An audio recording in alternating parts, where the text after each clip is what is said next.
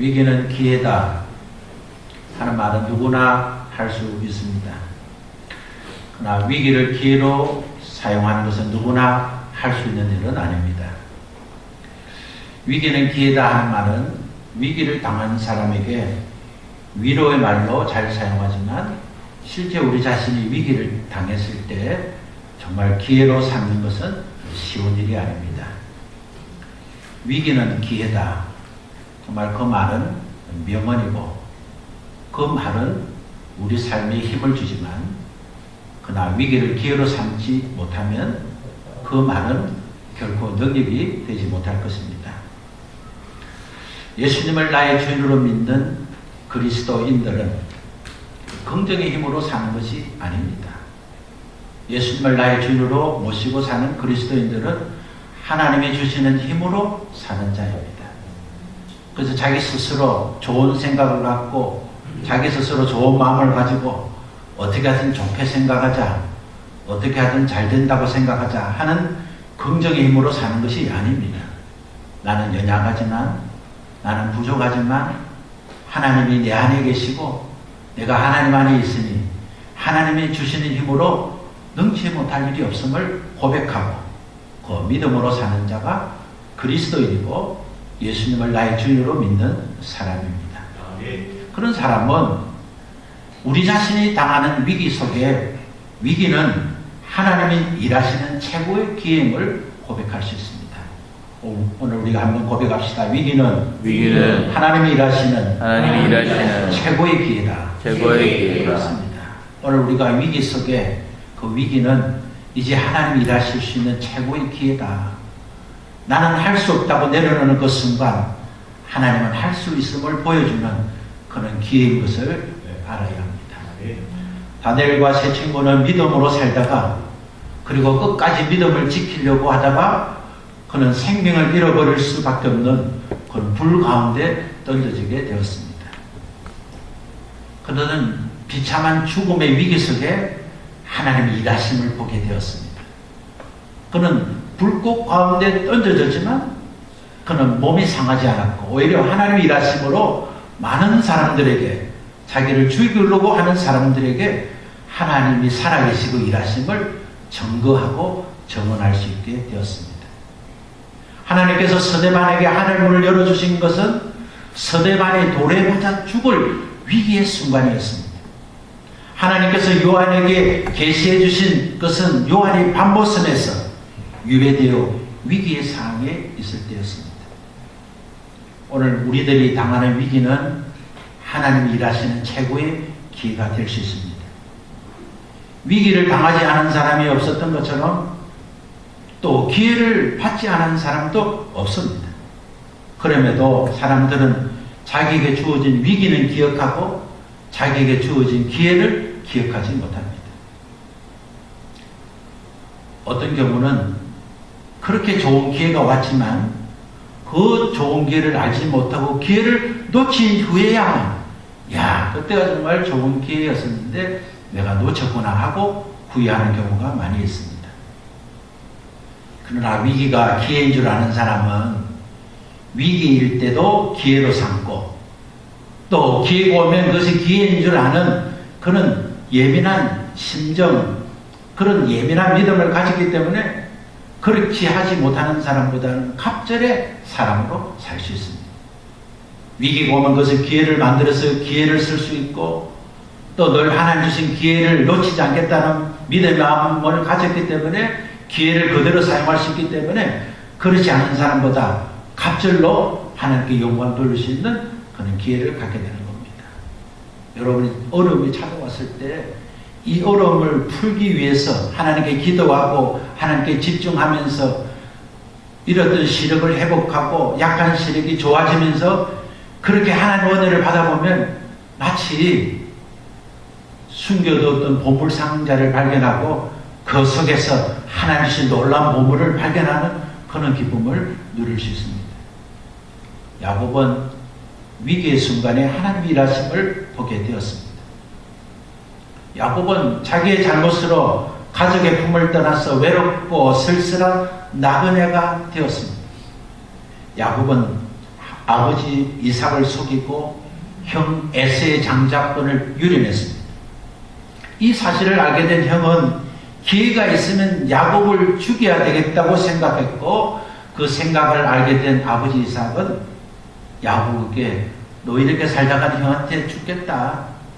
또 너희 외삼촌 집으로 가서 거기서 목숨을 건재라는 권유를 할 만큼 가정은 위기에 있었습니다.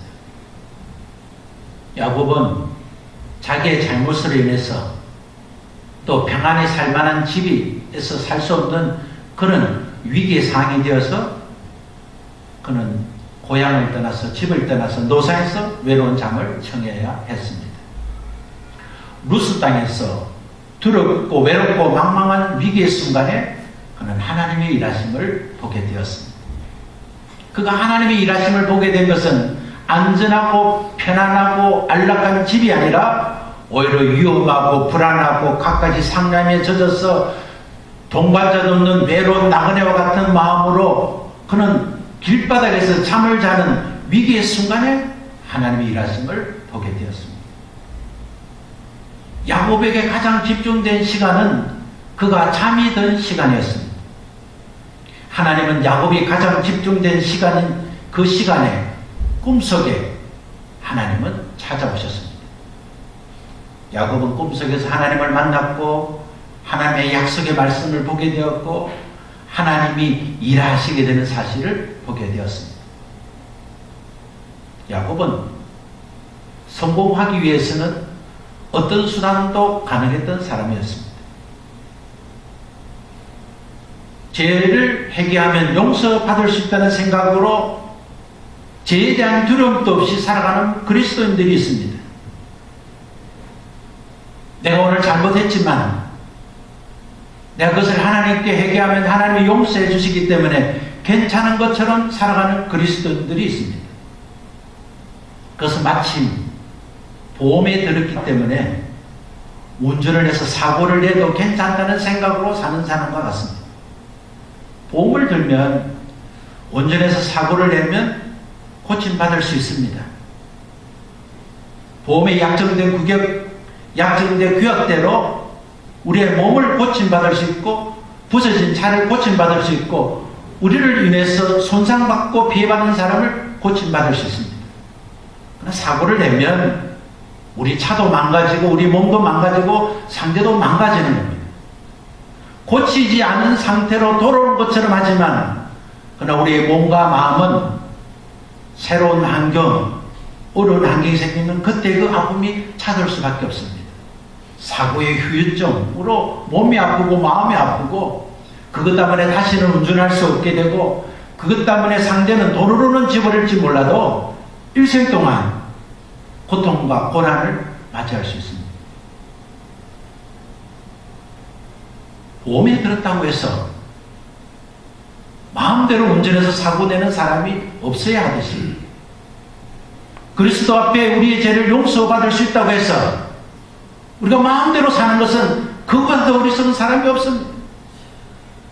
용서받게 하신 그리스도 앞에 우리 죄를 용서하신 주님 앞에 이제는 다시는 과거의 삶으로 살지 않겠다는 어떻게 하든 안전운행자가 되어서 내가 살아가는 신앙의 자세가 다른 사람에게 피해를 주지 않고 내 삶을 통해서 내 삶이 더 안락하고 안정된 삶을 살 수 있도록 그렇게 운전하는 모범적인 그런 신앙이 되어야 하는 것입니다. 죄는 용서하지만 그 죄로 인한 휴증과 책망은 여전히 우리 가운데 남는다는 사실을 알아야 합니다. 오늘 우리의 주변의 사람들을 볼 때 또 우리 자신을 볼 때 우리는 그것을 모르고 사는 것은 아닌가 하고 염려될 때가 있습니다. 야곱은 태어날 때부터 상둥이로 태어났습니다. 야곱의 형은 에서였고 야곱은 동생이었습니다. 두 형제의 어머니 리브가는 그 상둥이를 잉태하면서 그 복중에서 아이가 그 놀아가고 활동하는 것을 보고 또 그런 가운데 하나님의 음성도 듣고 또 그 아이를 출산하고 양육하면서 장남 에서가 아닌 동생 야곱이 하나님께서 사용하시고 이 야곱을 통해서 우리 가정의 축복을 계보를 열어가신다는 것을 확신했습니다. 그래서 그는 하나님께서 이 둘째 야곱을 통해서 우리 가정의 계보를 이루시기 때문에 내 남편이 장자에게 안수하고 축복하지 않고 막내이면서 둘째 야곱에게 그런 축복을 상속해주면 좋겠다 생각했을 것입니다.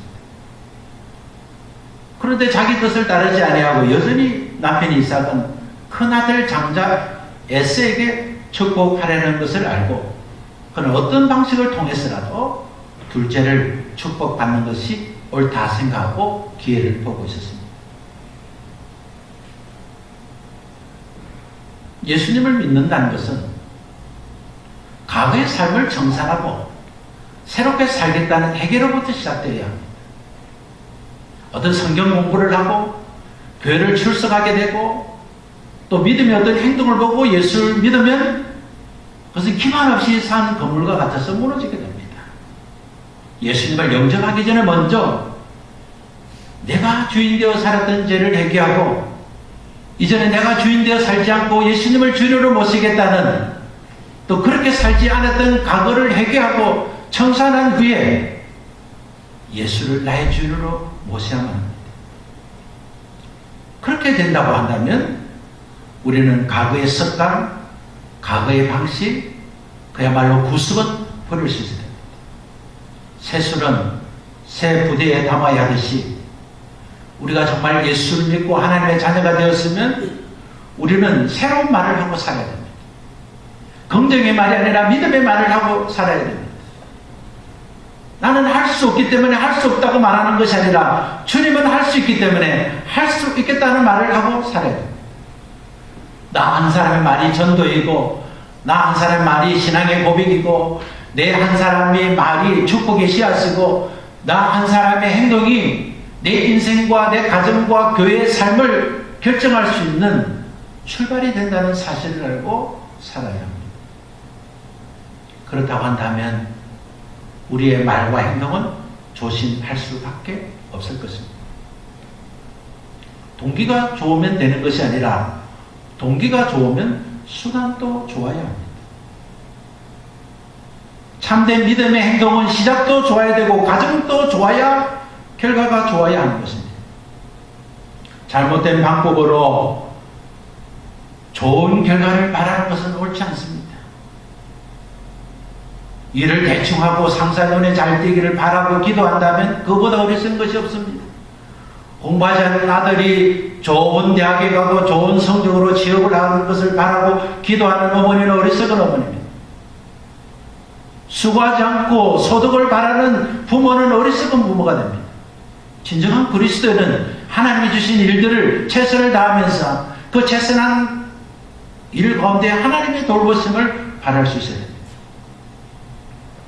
상동의 아버지 이삭이 늙어서 눈이 침침해져서 잘 보이지 않게 됐을 때 이삭은 그의 큰아들 에서를 불렀습니다. 아들아, 내가 이제 늙어서 언제 죽을지도 모른다.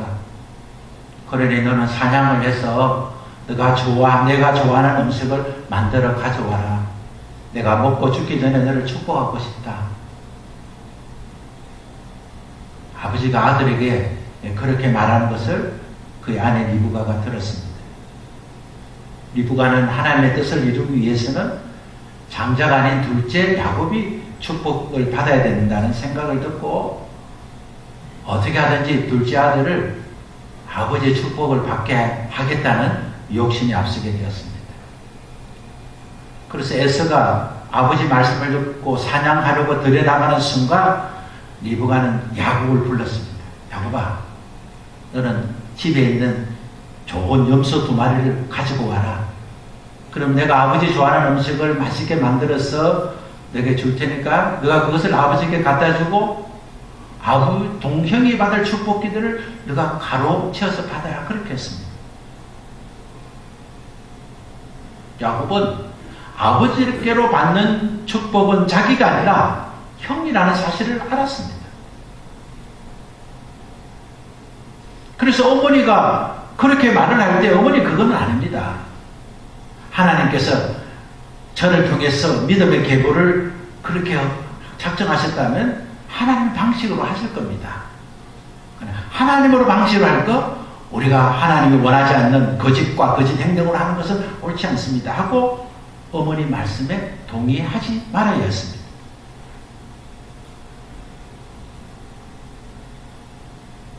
그러나 야곱은 자기 욕심에 어머니 말에 동의했습니다.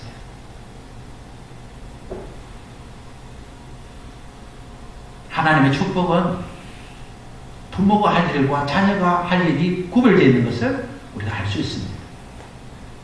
그의 아버지가 그의 아들을 축복할 때 너가 나가서 사냥을 하고 너가 음식을 만들고 너가 가져오라고 했습니다. 자녀에게 해야 될 일입니다. 부모는 자녀가 가져온 것을 맛있게 먹고 그 자녀를 축복해 주는 것이 부모의 역할입니다. 리브가는 그렇게 하지 않았습니다. 사냥해 올 필요가 없다. 집에 있는 거 그냥 가져와라.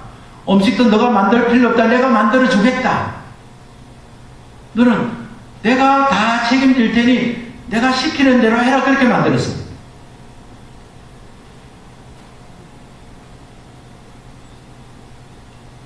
오늘 이 시대에 부모가 너는 할 거 없다. 내가 다 해줄게 하면서 자녀를 키웠기 때문에 이제 부모가 나이가 들어도 아우터 서비스 하듯이 서비스 센터를 차리듯이 끝까지 책임을 져야 됩니다. 손자를 넣으면 책임져야 되고 또 손자가 커도 책임져야 되고 끝까지 책임지다가 그냥 갑니다. 자녀가 할 일과 부모가 할 일은 구분되어 있습니다. 자녀가 그 훈련을 받지 않으면 결국은 그 자녀는 또 다른 훈련소에서 그 훈련을 받아야 합니다. 야곱은 어머니가 널 다 해주기 때문에 이제 스스로 하는 훈련을 집에 떠나서 20년의 고난을 통해서 그는 고생하고 훈련받아서 자기가 스스로 해야 할 일과 부모가 해야 할 일과 가족이 해야 할 일과 자녀가 할 일들을 그는 훈련을 받았습니다. 그것들 몰랐던 야곱은 어머니가 아버지를 속여서 너가 복을 받아야 되는 제약에 축복이 나서 거절하지 못하고 아버지를 속이기 위해서 그도 노력을 했습니다. 그래서 어머니께 이렇게 이야기합니다. 어머니, 형은 몸에 털이 많은데 저는 피부가 매끈해서 털이 없지 않습니까? 아버지가 만약에 이 무릎 만지면 분명히 이놈 둘째네 하고 알게 되면 내가 오히려 복을 받기는 건사하고 저주를 받게 될 텐데 어떻게 하면 되겠습니까? 그러니까 그의 어머니가 아무 걱정하지 말고 너는 내 시키는 대로 하면 된다. 그렇게 했습니다. 근데 야곱은 염소 2마리를 어머니에게 갖다 줬고 그 어머니를 적신 남편이 좋아하는 음식을 너무 잘 아니까 남편 좋아하는 음식을 만들고 또 집안에 또 어떤 큰아들 좋은 옷을 아들에게 입히고 매끈한 손과 목덜미의 가죽 염소 가죽을 덮어주어서 그래서 그 음식을 아버지에게 갖다 주겠습니다. 남편이 좋아하는 빵을 만들고 남편이 좋아하는 고기로 요리를 해서 아버지에게 갖다 주었습니다. 아들 야곱은 아버지께 음식을 가져가면서 아버지 하고 부르니까 아버지가 그래 네 아들아 너가 누구냐? 아니 목소리를 들어보면 그것이 야곱인지 에서인지 알만한데 아버지는 분명히 에서에게 신분을 보냈는데 목소리는 야곱이니까 누가 누구냐 그렇게 물었습니다. 야곱은 예 맏아들 에서입니다. 어머니가 지금 좋은 일을 시키고 있죠. 아버지 제가 사냥한 고기를 드시고 저를 축복해 주세요. 이상한 몸과 이상한 생각으로 음식을 먹기 전에 물었습니다. 너 어떻게 이렇게 빨리 올 수 있니? 그러니까 이제 하나님의 이름을 마음대로 사용합니다. 아버지 하나님 여호와께서 제게 사냥감을 금방 찾아올게 해줬습니다. 애매한 일이 생기면 이게 하나님 뜻인가 봐요. 누가 하나님 뜻이랬습니까? 하나님께서 이 길을 인도하셨어요. 그건 나중에 하세요. 다 지난 다음에 결과를 보면서 하나님 인도하셨구나. 하나님께서 하나님께서 나를 그렇게 이 모양 저 모양으로 나를 슬퍼했었구나. 이삭은 그 말을 들어도 석연치 않았습니다. 그래서 아들아 좀 가까이 오라. 내가 한번 너를 만져봐야 되겠다. 이제 검문을 한 겁니다. 야곱이 이미 그것을 알고 준비했죠. 이제 만져봅니다. 그리고 아버지가 이렇게 합니다. 목소리는 야곱의 목소리인데 손은 에서의 손이구나. 만져보니까 털이 많으니까 이거 큰 아들 손 맞네요. 그리고 또 한 번은 물어봅니다. 미심쩍어서 정말 내 아들 에스가 맞느냐? 예, 맞습니다. 저는 뭐 본문을 읽으면서 복잡할 것 없이 너 동생 데리고 와 이러면 될 텐데 왜 에스가 복잡했을까? 이삭이 복잡했을까? 아유 그래 맛있는 것도 있고 하니까 너 동생 좀 데리고 와봐. 이러면 예 하고 뭐 동생 오면 내가 같이 먹겠다. 이러시면 될 걸 왜 이렇게 하셨을까? 하나님의 섭리이기 때문에 그렇겠지 하는 생각이 들지만 사람이 나이가 들면 또 거짓말하는 사람이 계속 물어가지고 거짓말하지 바로만 하겠어요. 옷을 파는 어때요? 예쁩니까? 어울립니까? 다 예쁘다고 올린다지. 아닙니다. 그건 안 어울리니까 다른 집에 사세요. 이런 얘기 있겠어요? 악한 세력이 우리를 유혹하고 거짓이 우리를 담닉하고 우리를 불신앙으로 악한 곳을 이끌 때 우리 자신이 거기에 물어보고 그와 동반된 사람 물어보면서 괜찮아요? 괜찮아요? 괜찮다지 않겠습니까? 우리에게 정직한 대답을 해줄 분은 하나님밖에 없습니다. 오늘 우리 신앙의 친구, 신앙의 이웃, 신앙의 동반자가 정말 분명한 대답을 해주지 못할 때 그 대답이 오늘 내 마음에 불편함이 있을 때 우리가 물어야 할 것은 하나님입니다. 이삭은 그때 나이가 137세였습니다. 이삭은 몸이 세하겠지만 그는 영적인 눈도 많이 어두워진 것 같습니다. 불편하면, 찝찝하면, 분명하지만 확인할 수 있는 동기들을 사용하지 않았습니다. 그 시간에 사냥을 해서, 그 시간에 음식을 만들어서, 그 시간에 가져온 것이 불가능하다면 그 문제를 한 번 더 판단해야만 했습니다. 그것을 가져온 사람에게 확인할 문제가 아니라 그것을 가져오지 않은 다른 사람에게 확인이 필요했습니다. 그런데 사귀는 아들에게 계속 확인을 했습니다. 너가 정말 애서냐? 그것이 마지막 질문으로 그렇습니다 하는 순간 그는 아들을 축복했습니다. 여러분 우리는 지난주에 눈이 어두워서 앞을 보지 못하는 환자를 예수님께 데려왔을 때 예수님은 그 환자를 데리고 마을 밖으로 나가서 침을 얼굴을 눈에 바르시고 그를 안수하시면서 그에게 첫 번째 질문이 무엇이 보이느냐라고 하는 것을 우리가 한번 나누지 않았습니까? 예수 그리스도의 손을 잡은 사람, 예수님의 손을 붙들고 마을 밖으로 나간 사람, 예수님의 치료하시는 그 은혜를 받은 사람, 주님의 그 따뜻한 손으로 안수를 받은 사람, 성령님으로 거듭난 사람에게 주님이 먼저 하는 질문이 무엇이겠습니까? 또 무엇이 보이느냐? 여러분 예수를 나의 주인으로 우리가 예수님의 자녀라고 한다면 여러분은 무엇을 보고 삽니까? 오늘 우리가 무엇을 보느냐가 오늘 우리의 신앙입니다. 오늘 우리가 무엇 때문에 사느냐가 우리의 신앙의 방향입니다.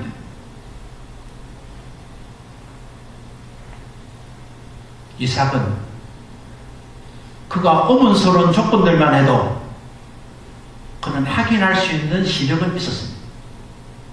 그러나 분별하지 않았습니다.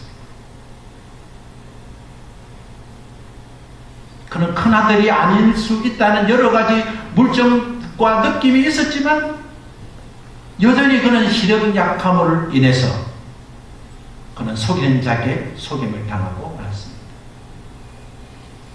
야곱과 어머니 리브가는 아버지의 시력 약함을 이용해서 아버지를 속여 축복을 받았습니다. 그러나 그 축복은 온전한 축복이 아니었습니다. 사랑하는 가정 여러분, 우리가 믿음의 사람이 되려면 우리는 늘 선한 목적을 가져야 됩니다.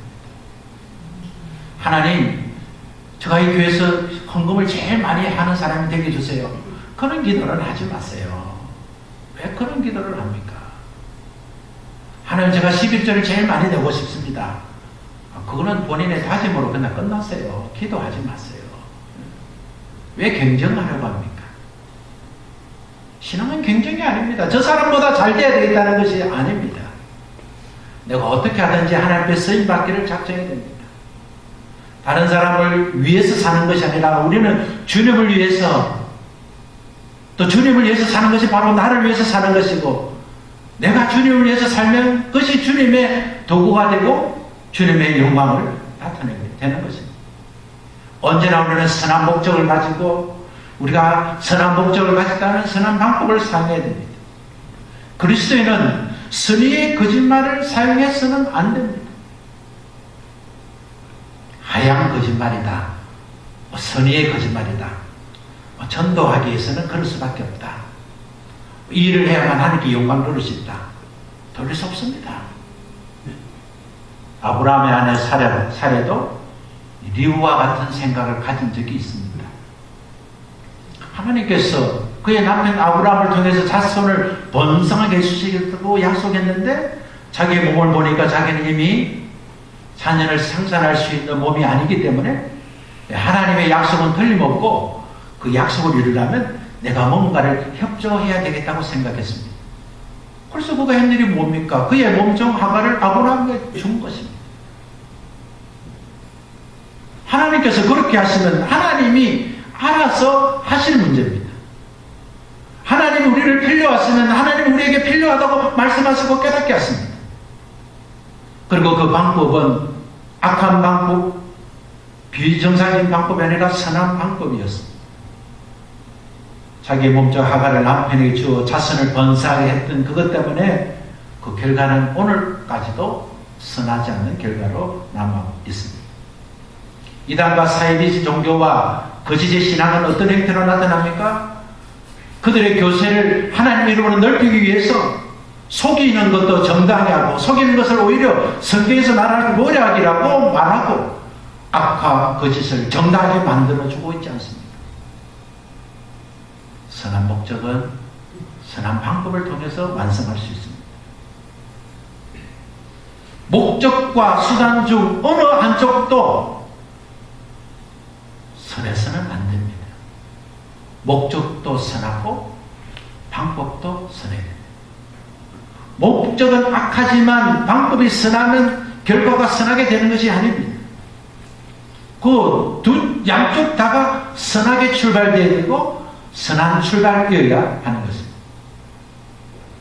어머니 리브가와 아들 야곱은 장자의 받을 축복을 아버지께로 받았지만 그 결과는 위기였습니다.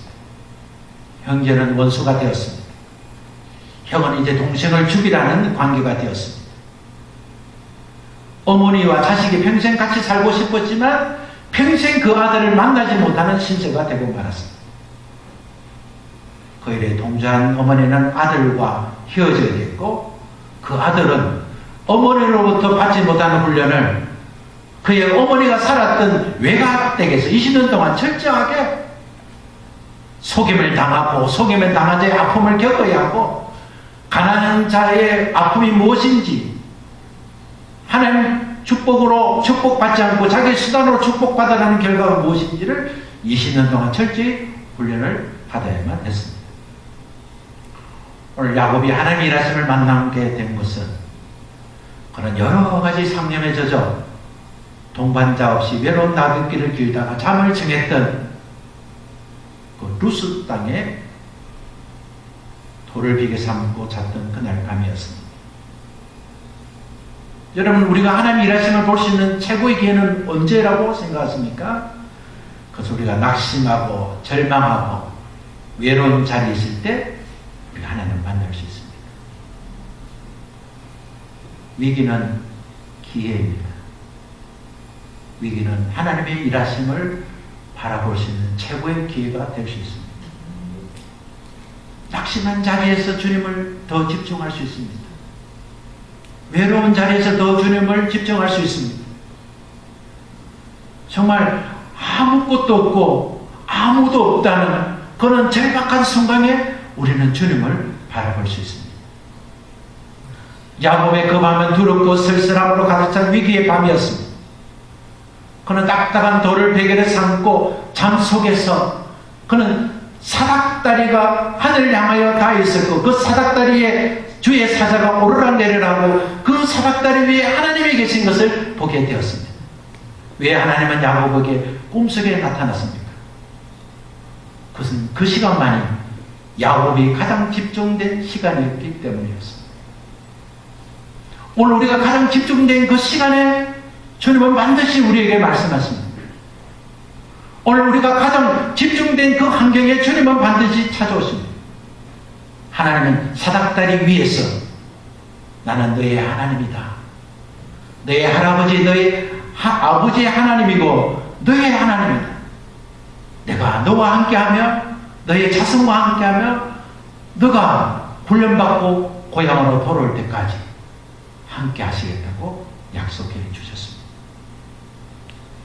사닥다리 위에 있는 그 하나님은 마치 십자가 위에 계시는 하나님을 보는 것과 같습니다.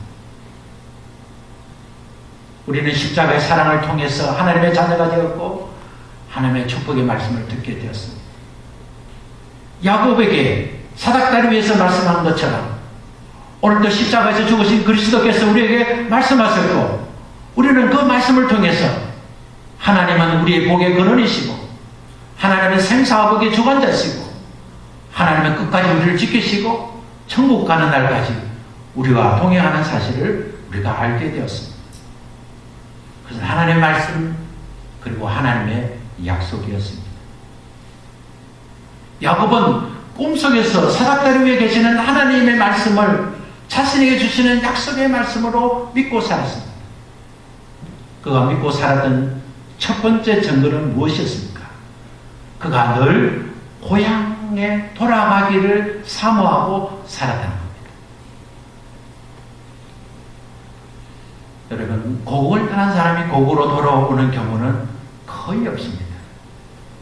우리나라를 떠나서 해외 벽으로 사는 사람이 미국에 150만, 일본에 60만, 중국에 250만에 살고 있습니다. 그들이 교포로 살면서 20년 정도 교포를 살다가 한국에 돌아오는 예는 거의 없습니다.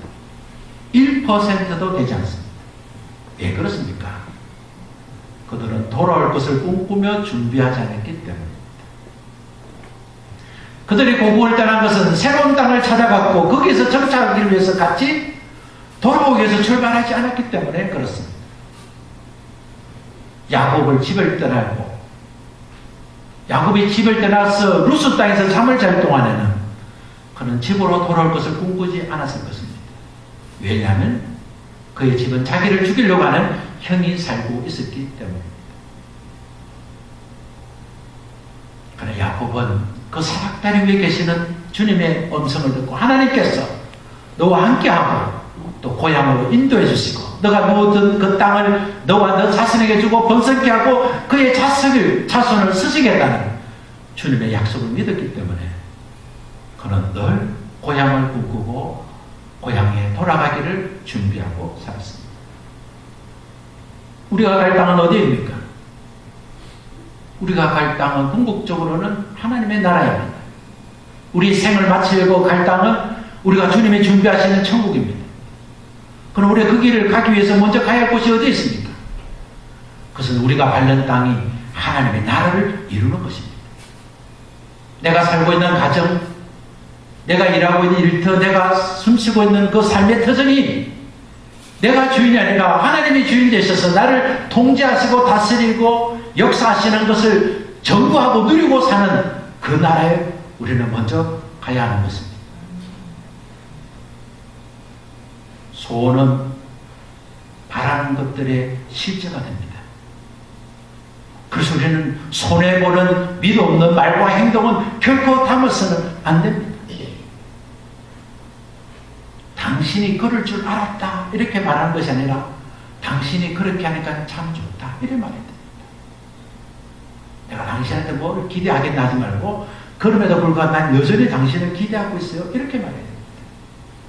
네가 그렇게 살아니까 그렇게 살았지 말하지 말고 네가 그렇게 살지만 언젠가는 더 좋게 될 거라고 자식에게 말해야 됩니다. 야곱은 루스 땅에서 하나님 말씀을 받을 때 그는 홀몸이었습니다. 그는 자신의 몸 하나 의지할 수 없는 몸이었습니다. 그런데 하나님께서 야곱에게 너의 자식들을, 너의 자손들에게 복을 주시겠다고 했습니다. 하나님은 반드시 그 약속을 이루십니다. 하나님은 아브라함의 7 아들을 7 지파로 삼지 않았습니다. 왜 그렇습니까? 하나님 아브라함의 7 아들을 지파로 삼겠다고 약속하지 않았기 때문에 그렇습니다. 하나님 야곱에게 약속하신 대로 그 12 아들이 이스라엘의 12 지파가 되었습니다. 야곱은 그 약속을 끝까지 믿었기 때문에 창세기 49장에 보면 야곱이 죽기 전에 그 12 아들을 축복하고 마지막 생애를 마치게 됩니다. 사락다리 위에 계시는 하나님, 십자가 위에 계시는 하나님, 온 세상 만물 위에 계시는 하나님의 말씀을 내게 주시는 약속의 말씀, 축복의 말씀으로 믿은 자는 마지막 순간까지도 그 약속이 이루어질 줄 알고 기도하고 그 약속이 이루어짐을 바라보고 사는 사람입니다. 야곱은 외삼촌 집에서 20년 동안 살면서 외삼촌 집이 잘 되는 것은 하나님의 약속이 이루어진다는 사실을 그는 알았습니다. 그래서 야곱이 외삼촌에게 이렇게 말했습니다. 외삼촌, 제가 오기 전에는 외삼촌께서는 가진 것이 조금밖에 없었지만 저 때문에 하나님께서 외삼촌에게 복을 주셔서 외삼촌이 이렇게 번창이 되었습니다. 라고 말했습니다. 오늘 여러분이 마음속에 여러분이 말로써 하면 오해될 수 있기 때문에 직장에서도 하나님, 제가 있는 직장이기 때문에 우리 직장이 잘 될 줄 믿습니다. 사람들이 뭘 하면 속으로 너가 잘해서 잘한 게 아니라 하나님, 내가 좋아서 잘해주는 거야. 여러분 가정도 여러분의 삶의 자리도 언제든지 여러분이 왜 행복할 수 있습니까? 하나님이 계시기 때문에 행복하지 않습니까? 왜 하나님이 계시기 때문에 행복합니까? 하나님이 나의 모든 걸 아시고 주관하시고 지켜주시고 인도해 주시기 때문에 아니겠습니까? 오늘 우리의 삶은 하나님의 손에 있습니다. 오늘 우리는 하나님의 손에 의해서 우리의 미래가 결정됩니다. 하나님 우리에게 요구하시는 것 하나가 있습니다. 그것은 위기를 하나님 일하시는 기회를 인 줄 알아라는 것입니다. 야곱은 루스 땅에서 꿈속에서 주님을 보는 순간 주님의 주신 약속을 믿고 잠에서 깨어났습니다. 그는 이렇게 고백합니다. 참으로 이곳은 하나님이 계신 곳인데 내가 몰랐구나. 그는 두려워했습니다. 이것이 정말 얼마나 두려운 장소구나. 이것이 바로 하나님의 집이구나. 이것이 바로 하나님의 미르구나. 문이구나. 그는 그렇게 고백하면서 자기가 베던 돌을 가져다 기둥을 씌우고 그 위에 기름을 붓고 하나님께 소원을 했습니다. 여러분, 아직도 잠에서 깨어나지 않는 그리스도인들은 십자가 앞에서도 혼미스러운 그런 행동을 할 수밖에 없습니다. 여러분, 잠에서 깨어나 보면 그것은 두려운 장소가 아닙니다. 오늘 위기의 장소라고 생각했던 그곳에서 예수 그리스도의 십자가의 사랑과 은혜를 안다면 그것은 결코 두려운 장소가 아닙니다. 염려할 장소가 아닙니다. 위기의 장소가 아닙니다. 주님의 말씀을 듣고 그 위기가 하나님의 일하심을 보게 되는 새로운 출발의 장소가 되는 것입니다. 여러분 마음속에 어떤 소원을 하고 싶습니까? 하나님 교회에 큰 예물을 드리겠습니다. 많은 사람을 전도하겠습니다. 이런 생각을 하기 이전에 하나님, 제가 정말 주님 앞에 쓰임받는 도구가 되고 싶습니다. 여러분 교회에 많은 것을 가져오려고 하지 마십시오. 하나님께 여러분 인생을 다 드리려고 하십시오. 사람에게 보이려고 어떤 행동을 하려 하지 마십시오. 하나님께 보이려고 여러분이 말하고 행동하고 실천하십시오. 야곱이 잠든 시간을 통해서 야곱에게 보여주고 말씀하셨듯이 오늘 우리가 잠자는 것 같이 어둡고 힘들고 있는 우리에게 주님은 반드시 말씀하십니다. 그 말씀을 듣기 위해서 우리는 모든 근심과 염려를 십자가에 내려놓고 우리는 주님 앞에 빈 마음의 자세를 취해야 할 것입니다. 하나님께서는 세상 모든 것 위에 계십니다. 그런데도 우리가 하나님을 느끼거나 보지 못하는 것은 우리의 마음이 세상의 것으로 극도로 혼란되어 있기 때문입니다. 오늘 혼란된 마음, 그 돈을 어떻게 준비하지? 그 사람 만나면 어떤 말을 하지? 나의 내년과 미래는 어떻게 될 것인가? 나를 쫓고 오고는 저 환경을 내가 어떻게 피할 것인가 하는 그런 세상적인 극도로 혼란한 생각을 내려놓고 주님 진정 주님을 보고 싶습니다. 진정 예수 그리스도 십자가 위에 계시는 주님의 말씀을 듣고 싶습니다. 주님, 오늘의 위기는 하나님의 일하시는 새로운 기회라는 것을 제가 고백합니다. 주님, 그 일을 이루어 달라고 우리가 주님 앞에 내려놓게 된다면 주님은 우리의 가정과 우리의 직장과 우리의 삶을 돌아보시게 될 것입니다. 오늘 어려운 위기 속에 있는 것은 하나님 주시는 축복입니다. 오늘 제가 당하는 어려움, 또 우리 교회가 겪는 어려움, 또 여러분이 겪는 어려움이 있다면 그 어려움을 하나님이 또 한 번의 기회를 주시는 것입니다. 하나님 이 어려움을 이용해서 하나님의 거센 바람을 이용해서 돛을 높이 달고 하나님 원하시는 곳으로 가는 항해사가 되고 싶습니다는 그런 꿈을 가지고 나아갈 때 반드시 하나님은 우리에게 소원의 항구로 인도하게 될 것입니다. 함께 일어나셔서 우리 찬양하겠습니다. 하나님 우리에게 아버지의 마음을 주세요. 하나님 우리가 아버지의 마음을 갖고 싶습니다.